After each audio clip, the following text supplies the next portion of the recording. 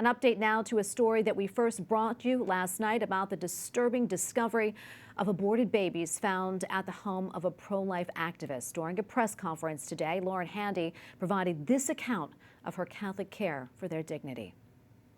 During the 5 days they were under my stewardship, the 115 victims of abortion violence were given a funeral mass for unbaptized children, and the 110 have been given a proper burial in a private cemetery by a priest.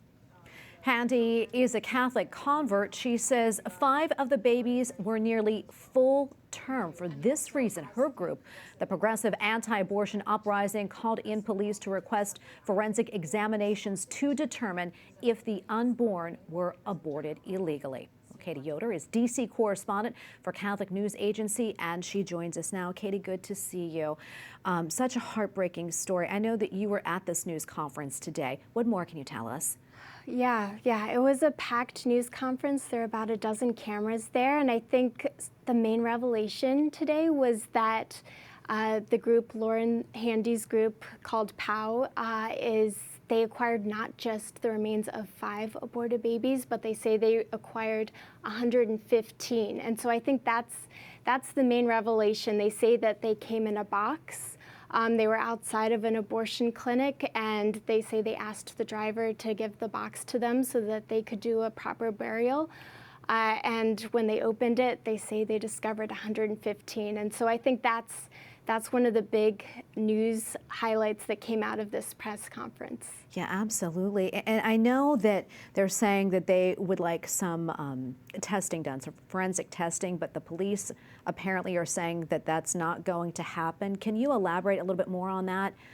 Sure. So DC police are saying that these babies were aborted in accordance with DC law, but pro-life groups, including Live Action and Susan B. Anthony List, are saying that there needs to be a full autopsy done on these babies' remains. And so they're really calling for that. The Washington Post recently published a report saying that DC authorities aren't planning to do those autopsies, but pro-life groups are really hoping that they can continue pushing for that and that ends up happening. Yeah, for sure. And I mean, you can see why. And she said some of the babies were nearly full term.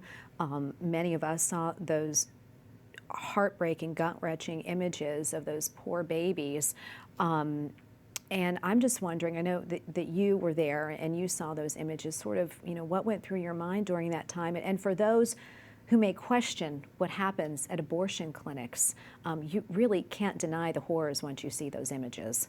Right. I think images of aborted babies' remains really show the reality of abortion. I think as Catholics, we believe in the inherent dignity and worth of every human person, and we believe that abortion ends a human person. And, during this press conference, one other thing was they showed a video that they said was of them unboxing these remains. And a lot of people couldn't look at them. They turned away because it's really hard to watch and really hard to see.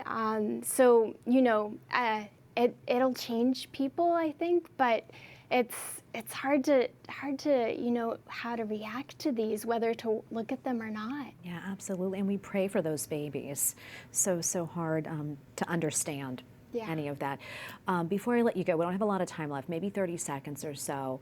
What else do you think we should know from this story? I know there's more probably questions and answers right now, but I know you'll continue to follow it. But, what do you think we need to know about this?